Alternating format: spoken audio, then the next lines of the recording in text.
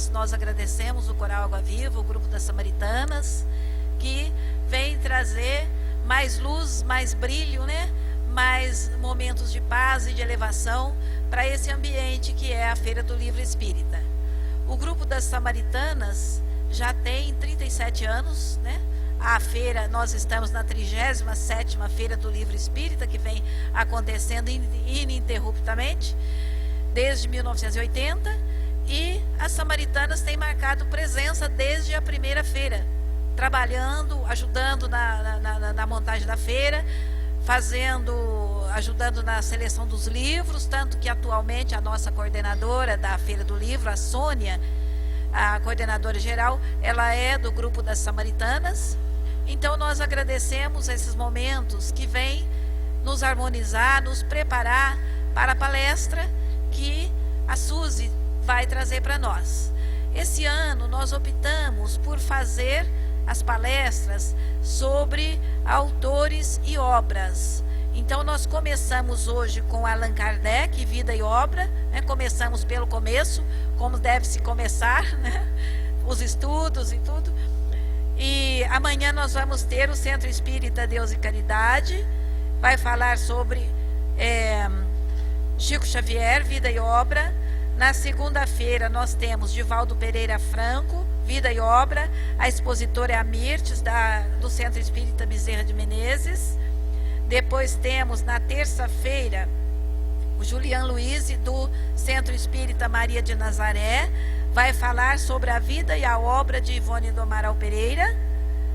Na quarta-feira, o dia 4, vamos ter Marco Aurélio, que é da Casa do Caminho, vai representando a Casa do Caminho, mas também é das Samaritanas, falando sobre a vida e a obra de Francisco Valdomiro Lorenz, que muitos de nós não conhecemos, mas a grandeza dele, a importância dele, principalmente, não só para o Espiritismo, mas para o Esperanto. Ele foi um grande trabalhador do Esperanto, além de médium de cura. Ele é muito conhecido no Rio Grande do Sul, onde ele viveu. Na quinta-feira, nós vamos ter a vida e obra de Terezinha de Oliveira, com o Centro Espírita Luz e Esperança. Na sexta-feira, vida e obra de João Nunes Maia, que a Dilma do grupo do Centro Espírita Irmã Narcisa vai trazer para nós esse tema. E no sábado, encerrando a nossa feira, nós vamos ter a Daniele Trúculo, que é do Centro Espírita União Fraternal. Ela vai falar sobre vida e obra de Eurípides Barçanufo, representando também o movimento espírita jovem, que ela é coordenadora da Mocidade Espírita do União Fraternal. Então temos, dentro do propósito da Aliança Municipal Espírita, que é a união dos trabalhadores e a unificação do movimento espírita, temos as diversas casas representadas aqui e convidamos todos a estar aqui presentes às 20 horas, né, para essas palestras, e também a divulgar essas palestras, porque é uma oportunidade que nós temos de conhecer o trabalho de outras casas, de saber também que nós podemos, quando a pessoa não pode, por exemplo, por determinada circunstância de localidade, dia, hora que ela não pode frequentar uma casa, podemos encaminhar para outra casa espírita, com a segurança que estamos encaminhando para aquela casa que vai atender aquele que busca a doutrina espírita, né, dentro das suas necessidades, e oferecer a ele o que ele precisa, que é a doutrina espírita na sua pureza, na sua simplicidade, e o acolhimento fraterno que as casas espíritas oferecem. O Grupo das Samaritanas, ele fica, para quem não conhece, né, quase todos conhecem aqui, mas se alguém não conhece, fica na Rua dos Inconfidentes, número 180. E falar dos dias e horários de reuniões das Samaritanas, nós já dissemos, tem reuniões todos os dias, de manhã, à tarde e à noite. Então, tem trabalhos, reuniões públicas, né? Parece que só na sexta-feira à noite que tem um trabalho específico com gestantes, mas os outros dias tem reunião de todos os dias, domingo de manhã, segunda tem de manhã, à tarde e à noite, tem atendimento fraterno, tem evangelização infantil, tem grupo de jovens, tem estudo sistematizado, tem o trabalho de assistência social. Então tem todas as atividades que o coral, né? O coral Água Viva. Então tem as atividades, uma casa bastante grande, com atividades diversificadas para nos atender na nossa necessidade de receber o atendimento da doutrina espírita, o esclarecimento, o consolo, e também para trabalhar para a doutrina espírita, oferecendo possibilidades para todos que queiram cooperar no trabalho do bem. Agradecemos a presença de todos em nome da Aliança Municipal Espírita e da Comissão da Feira do Livro, e passamos a Socorro para fazer a prece de início, e depois, logo depois, a Suzy já vai trazer a palestra para nós. Muito obrigada.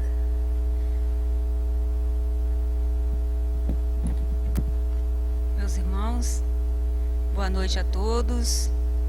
Primeiro, nós temos que agradecer a presença de vocês, porque a feira, as palestras, elas só têm um sentido com a presença de todos aqui.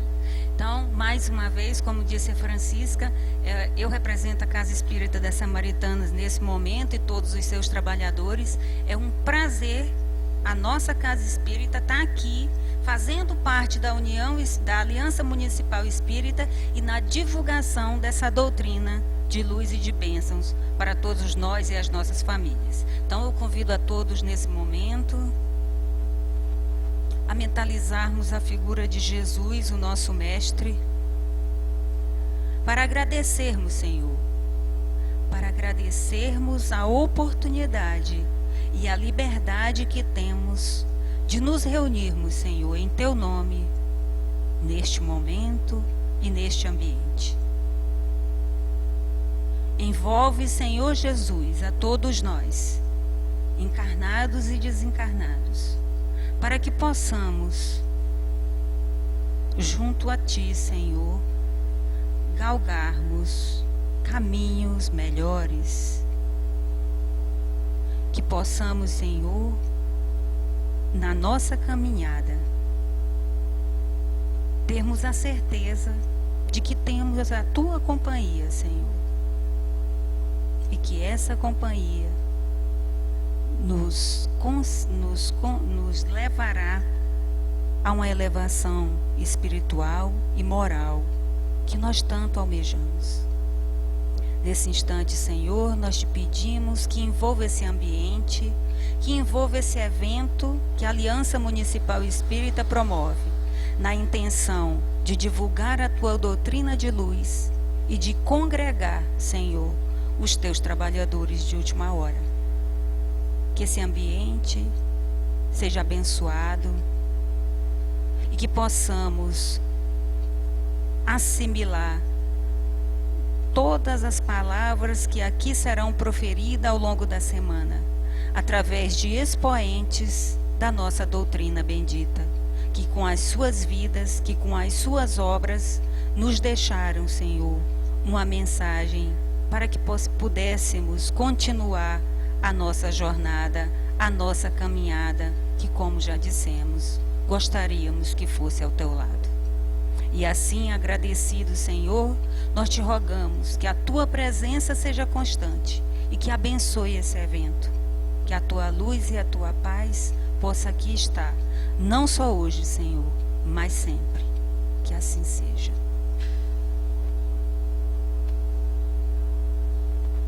Francisca, o tema da Semana Espírita, da Feira do Livro Espírita desse ano, será o autor e as suas obras.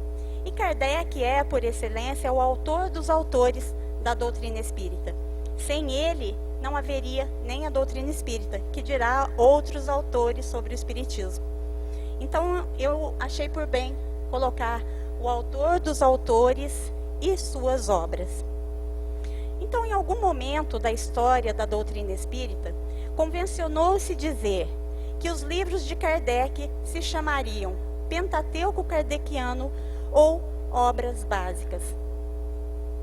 Isso fez com que grande parte de nós espíritas acreditasse que somente esses livros seriam de autoria de Kardec.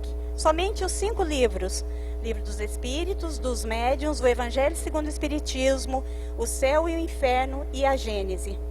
E quando nós ficamos com essa ideia na nossa mente, nós acabamos deixando de lado tantas outras obras maravilhosas de Kardec, por acreditarmos ou por convencionarmos que somente as obras básicas seriam motivo de estudo para todos nós. Então, esse será o nosso ponto de vista diante da obra de Kardec durante essa noite. E para começar, eu quero perguntar para vocês, quantos livros Kardec escreveu? Quem sabe? Quantos? Nenhum chute? 10? Será que foram 10? Seu Milton? Não arrisca? Nem eu conhecia. Aí já deu 7, né? Pois é. E a gente vai ficar de boca aberta quando souber que ele escreveu, além dos 12 volumes da Revista Espírita, mais 18 livros. Então, ao todo, são 30 livros de autoria de Kardec.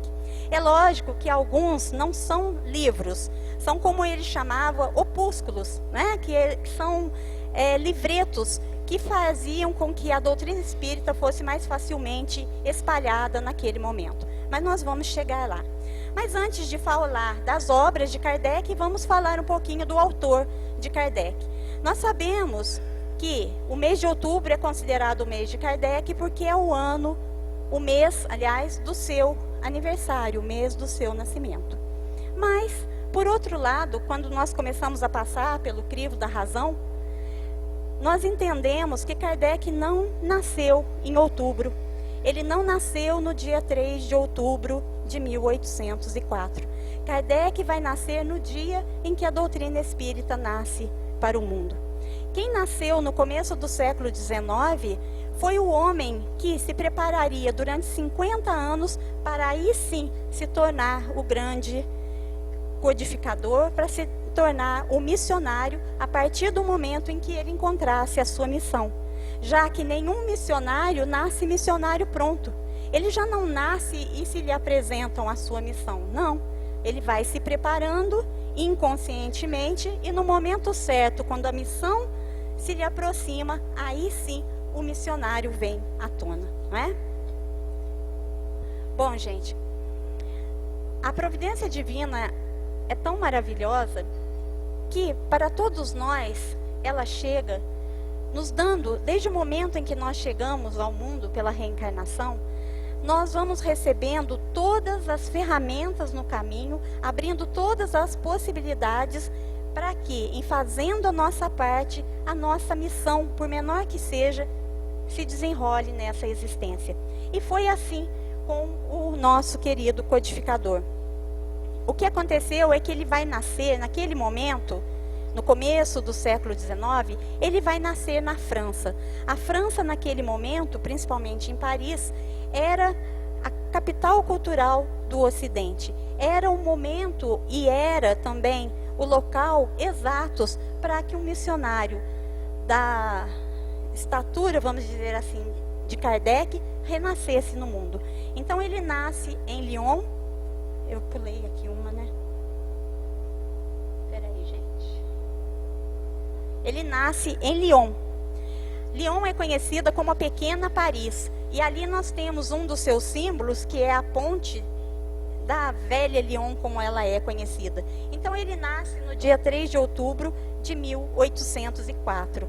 Nasce Hippolyte Léon Denisard Rivail. Então ele vai nascer numa família extremamente estruturada, uma família de educadores, de magistrados, e essa família vai lhe possibilitar todas as bases de educação que serão essenciais para o seu avanço, para os seus conhecimentos, que mais para frente farão toda a diferença na missão e na doutrina espírita. Depois de nascer, então, nessa família tão estruturada, de ser sempre incentivado pelos pais, ele vai ser mandado para a Suíça, ali para a escola modelo do professor Pestalozzi. Eu não vou entrar em muitos detalhes, porque nós não temos tempo para isso. Mas ele vai, então, estudar com o professor no Instituto Yverdun, que fica na Suíça. E o professor Pestalozzi vai ser o grande responsável por incutir no menino Rivail o bom senso. Inclusive, bom senso será a forma que nós vamos reconhecê-lo pela eternidade afora, não é? O bom senso encarnado. Então, esse bom senso vem muito da escola do professor Pestalozzi. Ele também Pestalozzi será responsável por fazer com que o menino exercite o raciocínio nos seus limites máximos, porque o professor acreditava que exercitando o raciocínio, levando a criança a pensar e raciocinar por si mesma, é que ela aprenderia profundamente.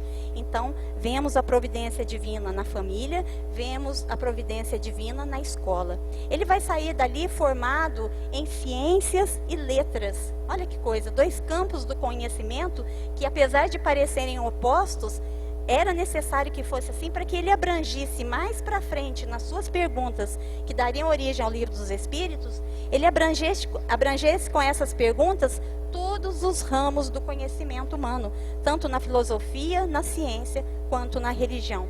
Então ele sai formado dali, ele sai da Suíça e volta para a França, só que ele vai se estabelecer em Paris. Ali ele, como autor de livros, ele será extremamente reconhecido. Ele escreverá livros pedagógicos em todos os ramos, da gramática à matemática. Ele terá cursos, abrirá cursos no campo da química, da física, da astronomia, da fisiologia, da anatomia.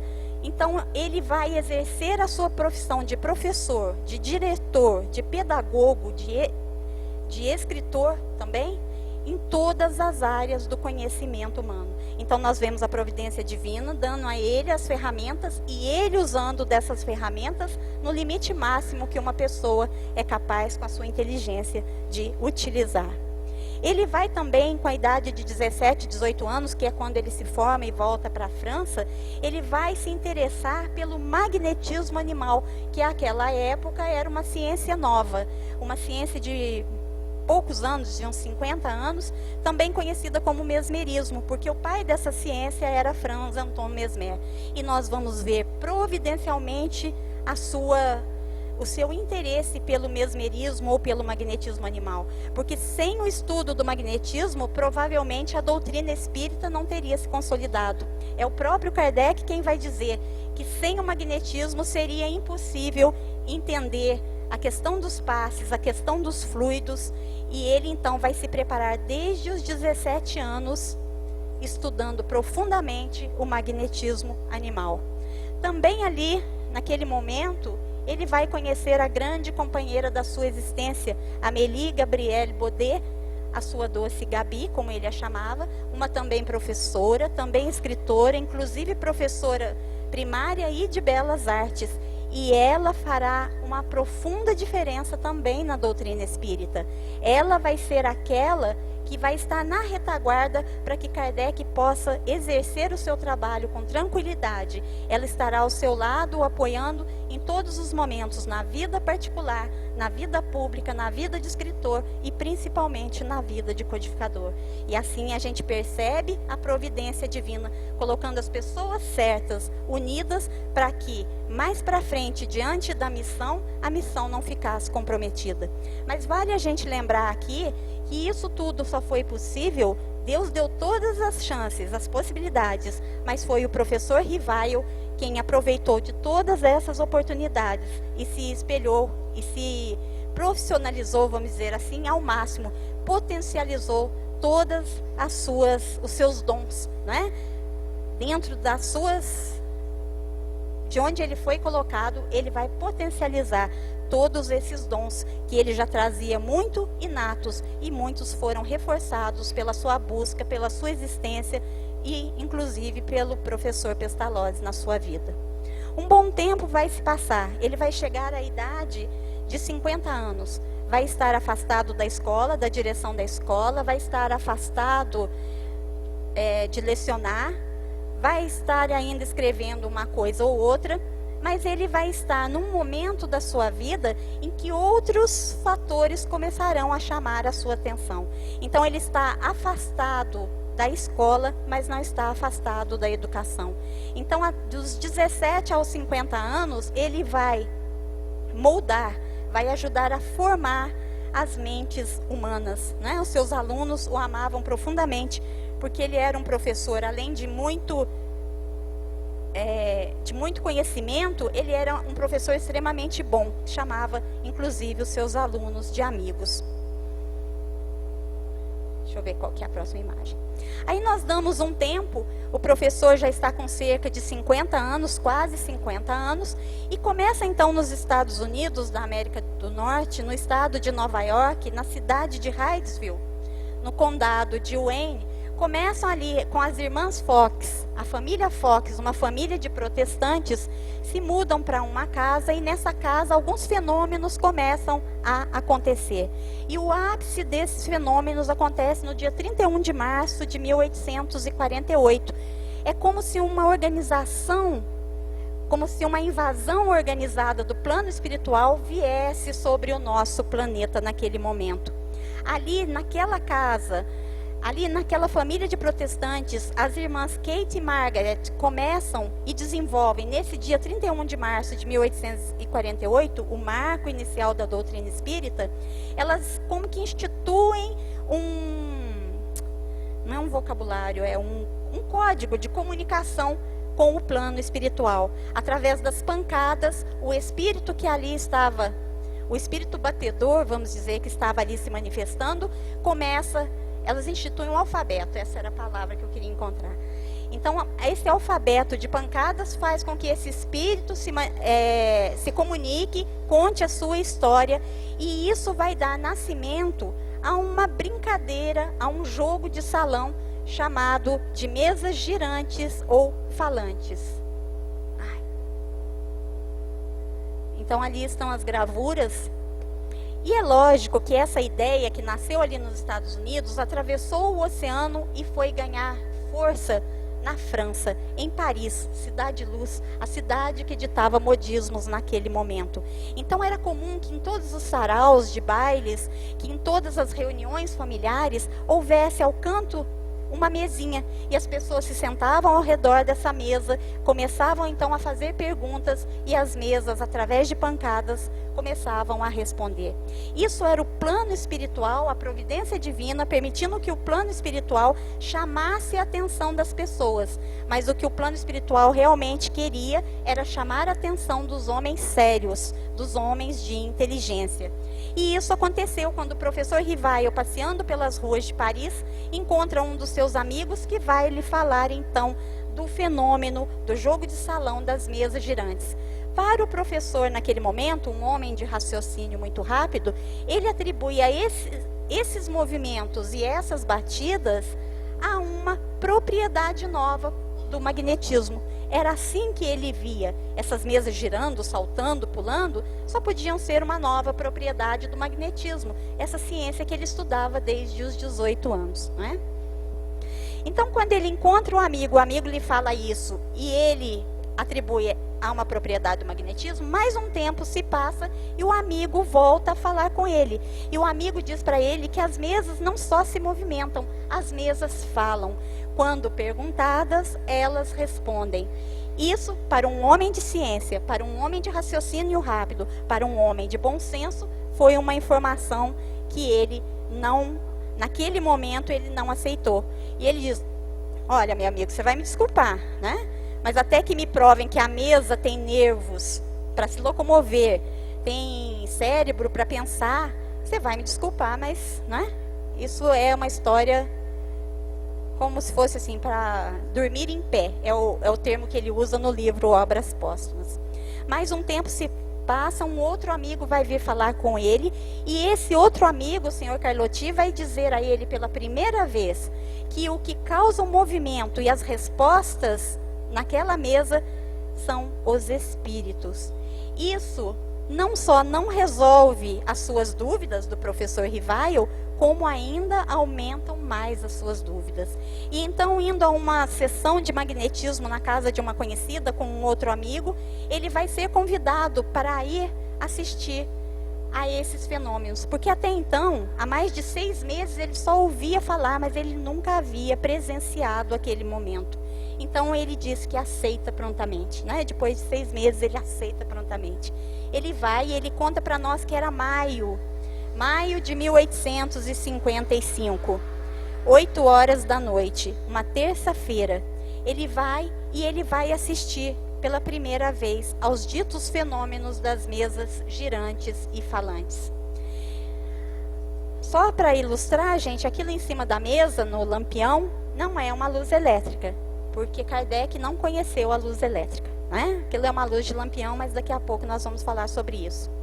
Então ele diz que foi ali que ele assistiu pela primeira vez aos ditos fenômenos, e em circunstâncias tais que nenhum espaço lhe sobrou a dúvida.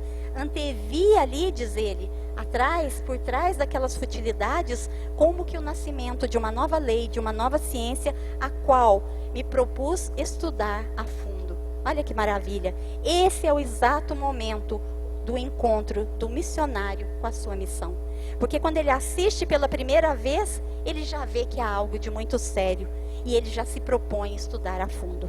E de fato, a partir daquele maio de 1855 até 31 de março de 1869, ele não parou mais. Até o dia da sua morte, ele foi um profundo pesquisador, um profundo estudioso daquilo que ele chamava a obra da sua vida, o amor da sua vida. Porque antes da doutrina espírita, ele sempre teve muito amor pela sua profissão de professor. Ele sempre se preocupou em educar as mentes das criaturas. E a partir daquele momento, ele estava disposto a estudar aquilo a fundo, porque ele via que aquilo seria a resposta para uma enorme gama de perguntas íntimas que ele possuía. Um homem de ciências, a gente imagina quantas dúvidas e de que grau seriam essas dúvidas.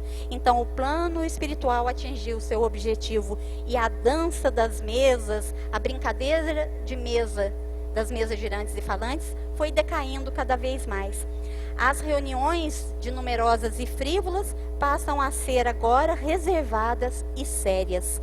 E então, o nosso querido professor Rivail, a cada nova reunião que ele tem a oportunidade de participar, ele leva uma gama de perguntas, né? E ele vai perguntando aos espíritos através das médiuns naquela época, sempre senhorinhas, né? Senhoritas. As senhoritas Bodin, a senhorinha Jafé, a senhorinha Hermance Dufour. E sempre que ele conta no livro Obras Póstumas, que sempre que uma pergunta era mais espinhosa, sempre que ele se encontrava à frente com outros médiuns, com médiuns diferentes, ele propunha novamente aquela questão espinhosa, para que então os espíritos pudessem ir solucionando dentro dele, né, enquanto a razão dele não aceitasse aquilo, e que aquela resposta preenchesse todos os brancos, vamos dizer assim, ou todas as dúvidas da questão, ele não aceitava por verdade. E assim, essas suas anotações tomaram a proporção de um livro, até que em 18 de abril de 1857, mas eu acho que nós vamos dar um tempo aqui, quer ver? Nós vamos fazer um parênteses aqui para dizer o seguinte, que é interessante a gente lembrar que quando a doutrina espírita veio ao mundo, não havia muitos... Qual que é a palavra certa? Não havia muitas coisas que distraíssem, muitas distrações para a mente. Então não havia uma caneta esferográfica, não havia a luz elétrica, não havia o rádio, não havia máquina de escrever. Mas a providência divina, por que será que não permitiu que Kardec conhecesse o telefone, não é? Por que será que ele veio antes, que a doutrina espírita teve que vir antes? Porque isso seria um objeto de distração. Imaginemos a doutrina espírita vindo hoje ao mundo, se ela não tivesse vindo ainda. Será que ela conseguiria se instalar? Nós não estamos tão ocupados com WhatsApp, Instagram, Twitter, e-mail, notícias que chegam na mesma hora. Eu estou aqui fazendo 1000 coisas. Eu mesmo, na hora que estava estudando, era o telefone que tocava, era a mensagem que chegava no WhatsApp, era isso, era aquilo. São tudo isso são distrações, não é? E se hoje a doutrina espírita tivesse que se instalar no mundo hoje, provavelmente demoraria muito mais do que a época de Kardec. Então ele não tinha nada que o distraísse, mas já havia coisas que eram de extrema importância para que a doutrina espírita logo fosse reconhecida, aceita e conhecida no mundo todo. Um desses fatores, nossa, tá ruim a imagem, né, gente? Era o cabo Deixa eu ver como é que chama o cabo, para eu não falar errado.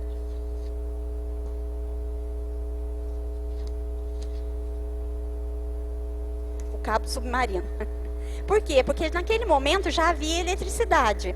Não havia luz elétrica, mas havia eletricidade. E já havia também o telégrafo elétrico, porque antes era o telégrafo manual e depois ele passa a ser o telégrafo elétrico. Então o cabo submarino, já naquele momento, seria de grande importância para a propagação das notícias. Outra coisa que já existia na época... Vamos? Era a modernização das prensas. Por quê? Gutenberg já havia descoberto a imprensa, vamos dizer assim, como prensar os livros. Mas as prensas estavam ali, é uma forma antiga de se prensar livros, mas ela já estava à época do professor Rivail em desenvolvimento. A prensa já fazia com que os livros fossem impressos mais rapidamente, né?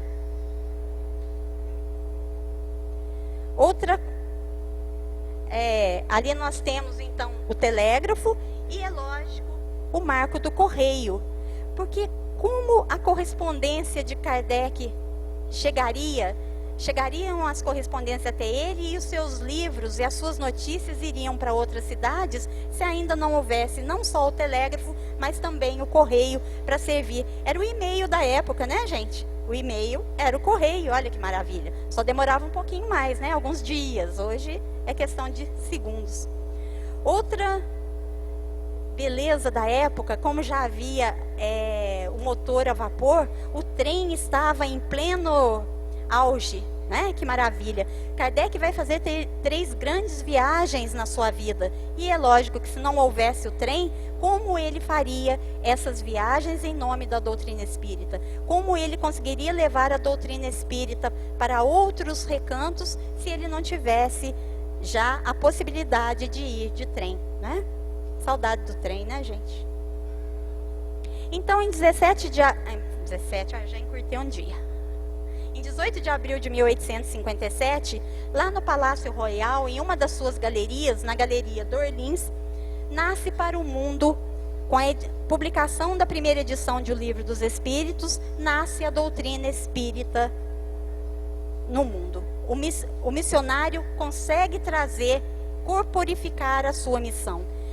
A doutrina espírita é a doutrina dos espíritos, espíritos da codificação no plano espiritual, liderados ou coordenados pelo Espírito Verdade, e aqui na Terra, Kardec dando corpo a essa doutrina. Então, nesse dia, não só nasce para o mundo o Livro dos Espíritos, mas nasce também, Kardec traz para nós o Livro dos Espíritos, e nasce também nesse momento o codificador Allan Kardec. Nesse momento, o professor e pedagogo Rivail se apaga e se ilumina o codificador da doutrina espírita, Allan Kardec, um pseudônimo que ele toma para que essas obras espíritas não se misturem com as suas obras enquanto professor, não é? Era preciso... Obrigada. Pode deixar. Obrigada. E aqui talvez esteja uma das explicações do porquê as obras de Kardec começaram a ser chamadas de Pentateuco kardeciano ou obras básicas. O que acontece é que o Livro dos Espíritos é um tronco fecundo. E desse tronco fecundo saíram outras obras, não é? Outros galhos. Sem ser galhos? Ramos, galhos e ramos. Então, como Kardec dividiu a ordem, o ensino do Livro dos Espíritos é dos Espíritos, mas a ordem é de Kardec. Ele vai dividir o Livro dos Espíritos em 4 partes. Então, das causas primeiras ou primárias, do mundo espírita ou dos espíritos, as leis morais e das justiças e consolações, penas e consolações futuras, ou seja, o que nos acontecerá depois dessa existência. E a partir de um estudo profundo dessas 4 partes, foram nascendo outros livros. Então, da primeira parte, do conhecimento do princípio das coisas, nascerá o livro A Gênese. Da segunda parte do mundo espírita ou dos espíritos nascerá o livro dos médiuns. Da terceira parte das leis morais nascerá o Evangelho segundo o Espiritismo. E da quarta parte das penas e consolações nascerá o céu e o inferno. Talvez por isso começou-se a dizer que esses 4 livros, mais o livro dos Espíritos, comporiam as obras básicas. Mas nós vamos ver que toda a obra de Kardec foi básica, né? Agora vocês vão me permitir ler algumas coisinhas, porque eu não consegui, de fato, memorizar todos os livros, né? Então, além desses 5 livros, nós vamos entender que muitos dos outros que nós vamos ver aqui agora, muitos foram substituídos pelos livros definitivos, ou foram constituídos como separatas, algo que viria complementar o que foi escrito, ou também se constituíram em opúsculos ou em livretos de popularização mais rápida de alguns princípios da doutrina espírita. E há aqueles livros auxiliares, como a Lídia disse, o que é o Espiritismo e o Obras Básicas, que vêm em nosso auxílio para aprofundar ainda mais o ensino dos espíritos, né? E há o livro Obras Póstumas, por exemplo, é lógico que ele escreveu em vida, mas só foi publicado após a sua morte. Mas ali havia muitos detalhes ligados à vida pessoal de Kardec. Isso sem contar que o Livro dos Espíritos nasce em 1857, e em 1858 nasce a Revista Espírita. E nós vamos falar dela mais para frente. Vamos agora, então, ano a ano, falando um pouco. Aqui está a Revista Espírita, que depois nós vamos comentar. Ela nasceu em 1º de janeiro de 1858. Ele era o redator-chefe, era o redator sem ser o chefe, era o publicador. Kardec era tudo diante dessa revista. Então, em 1858, ele vai escrever esse livro, Instruções Práticas sobre as Manifestações Espíritas. Que livro era esse? Esse livro vai ser substituído mais tarde pelo Livro dos Médiuns. Porque quando o Livro dos Espíritos é lançado, as pessoas começam a se interessar pelas manifestações. Começam eles mesmos a quererem exercer a sua mediunidade. É quando, então, em 1858, ele lança o Instruções Práticas sobre as Manifestações Espíritas. Depois também, em 1859, ele vai lançar o livro que é o Espiritismo. Esse livro tem na feira. Eu costumo dizer que esse é o livro que a gente deve dar de presente àquelas pessoas que são simpatizantes da doutrina, mas não sabem nada. E é o que acontecia à época de Kardec. Eles chegavam para ele: professor, o que é o Espiritismo? Aí outro chegava: o que é o Espiritismo? Já pensou se ele fosse responder para todo mundo o que é o Espiritismo? Então o que ele faz? Ele usa aquilo que ele tem facilidade. Ele escreveu um livro, o que é o Espiritismo. Então a pessoa, quando lê esse livro, se interessar, aí sim vai comprar o Livro dos Espíritos e começar os seus estudos, né? Depois, em 1860, eu não achei capa, ele lança Carta sobre o Espiritismo. É uma resposta a um artigo publicado na Gazeta de Lyon. Ele vai responder a um senhor que faz alguns comentários sobre a sua vida, e ele vai lançar em forma de opúsculo, né? E essa carta, essa resposta, se encontra em uma das revistas espíritas.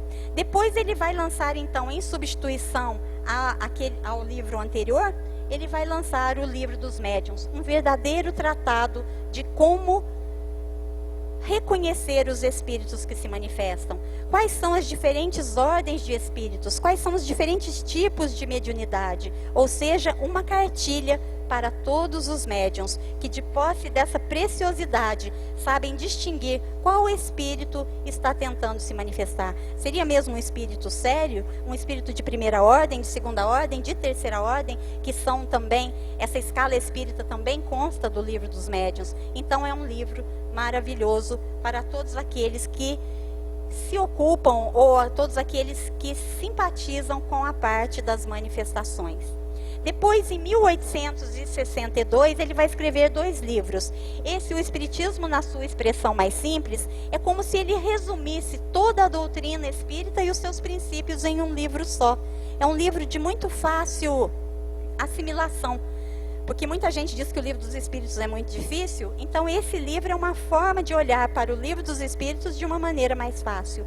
E ele vai escrever também sobre a sua viagem de 1862, é uma viagem que ele faz por várias cidades no interior da França, e ele vai levar instruções aos centros que estão nascendo naquele momento, em toda a região ali da França naquele momento. Então a gente imagina que maravilha.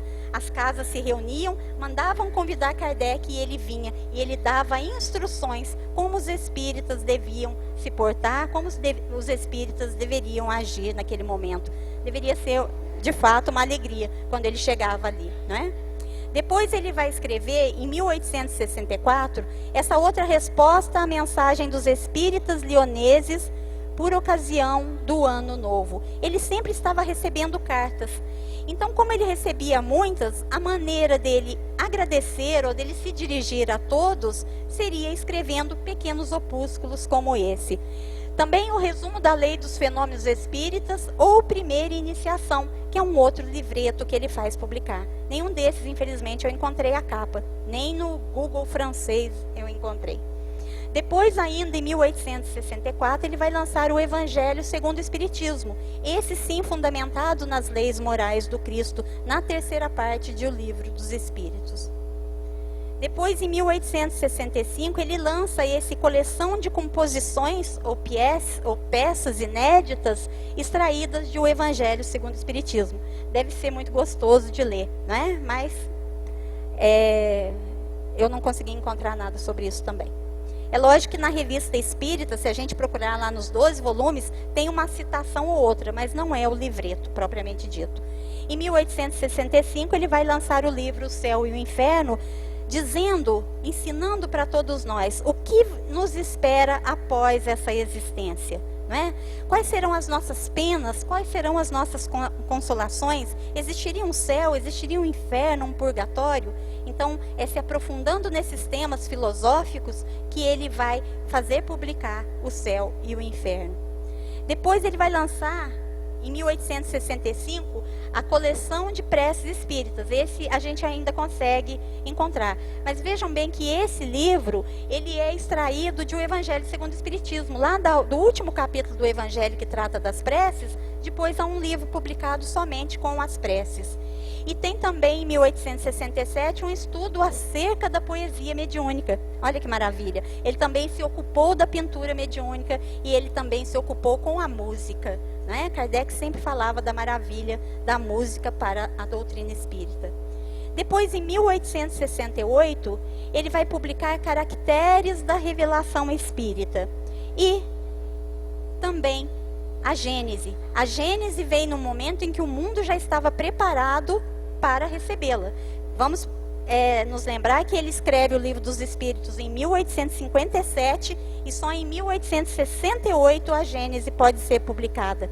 Desde aquele começo ele já possuía um material, mas os Espíritos já diziam a ele que esse livro deveria ser guardado para o momento exato. E quem tem o hábito de abrir a Gênese, nem que seja apenas por motivo de estudo, sabe o quão profunda é esse livro, que trata do começo, do princípio de tudo, desde o corpo humano, aos mundos no espaço, ao mundo que nasce nos oceanos, tudo ali vai sendo esmiuçado. Uma maravilha de livro para aqueles que gostam da parte científica, né, que gostam de trazer a ciência para perto da doutrina espírita e levar a doutrina espírita para perto da ciência. E nós não podemos nos esquecer que em 1860, em março de 1860, ele lança a edição, como nós conhecemos hoje, de O Livro dos Espíritos, porque aquela primeira edição continha 501 perguntas. Eram as perguntas que o mundo estava preparado para ouvir naquele momento. Em 1860, já revisto e já complementado, sai a edição como nós a conhecemos, com 1018 questões, mais que o dobro, né? De 1857 a 1860, ele mais que dobrou o número das questões e os espíritos mais que dobraram o número do seu ensinamento para nós.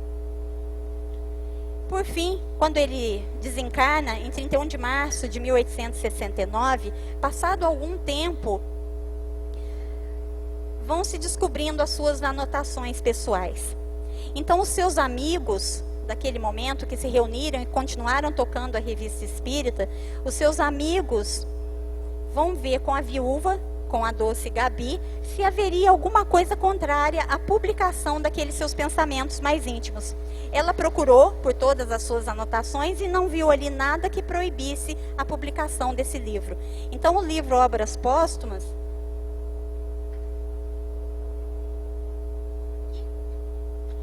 é um livro maravilhoso, principalmente na sua segunda parte. A segunda parte de Obras Póstumas é como que um diário de Kardec. É como se ele estivesse conversando conosco. Ele nos contando da primeira vez que vai assistir, ele nos contando das dificuldades do caminho, ele nos contando sobre como o Espírito Verdade lhe diz que a sua vida será extremamente difícil a partir daquele momento, mas que a ajuda do plano espiritual não lhe faltará. Ele concluindo 10 anos depois desse aviso do Espírito Verdade, que tudo que o Espírito Verdade disse, aconteceu. Ele foi perseguido, ele foi caluniado, ele foi traído.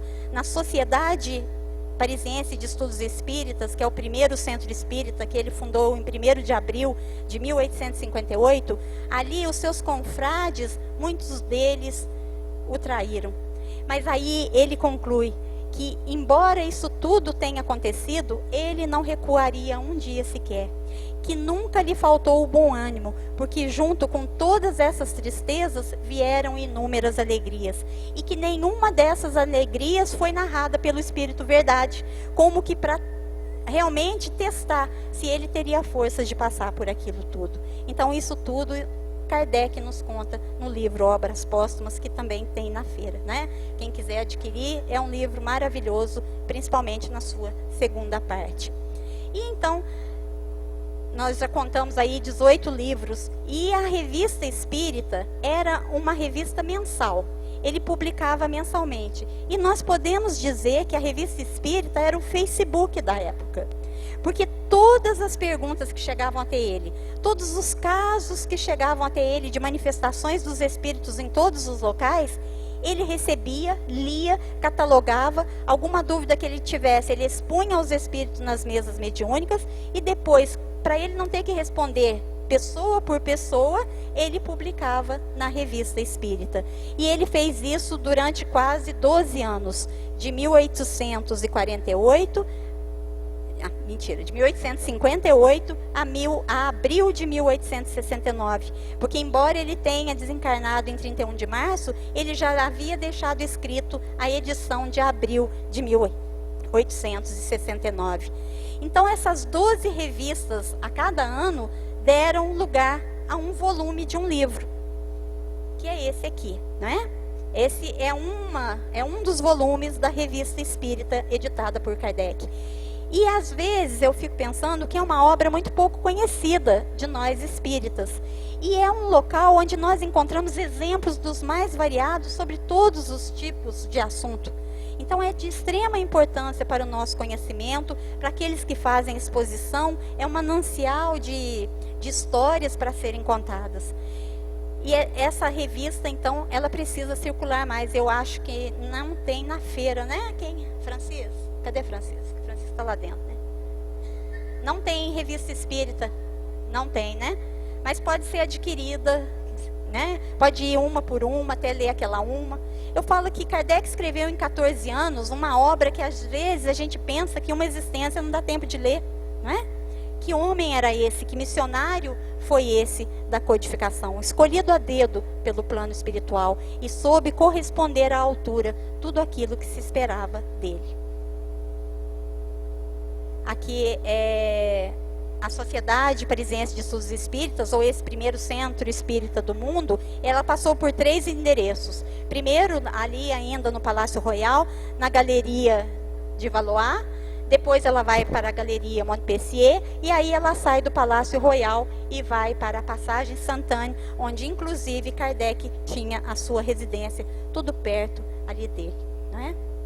Então, gente, para não me alongar muito mais, nós percebemos que as obras básicas de Kardec são todas as suas obras, que todas, unidas, concorrem para enriquecer não só ainda mais a doutrina espírita, mas para enriquecer o conhecimento que Kardec se preocupou em trazer para todos nós. A doutrina espírita foi a obra da sua vida. Ele deu seu corpo e a sua alma para que o Consolador prometido por Jesus lá naquela última ceia, junto dos seus apóstolos, se instalasse aqui no planeta. E o Espírito Verdade diz a ele, deixa para todos nós, através de Kardec, essa instrução: espíritas, amai-vos, eis o primeiro ensinamento, instruí-vos, eis o segundo. E é na obra de Kardec que nós vamos encontrar toda a ferramenta para que a gente aprenda o lado moral, aprenda o lado do amor e aprenda também o lado intelectual, o lado da inteligência, desenvolvendo através da instrução. Então Kardec deixou tudo pronto para nós. A nossa parte é ir ao longo da nossa existência estudando e aplicando no nosso dia a dia. Então hoje a nossa grande homenagem, ou pequena homenagem, mas grande de coração, ao autor dos autores da doutrina espírita, ao mestre lionês, ao nosso codificador querido, Allan Kardec. Muito obrigada pela paciência, gente.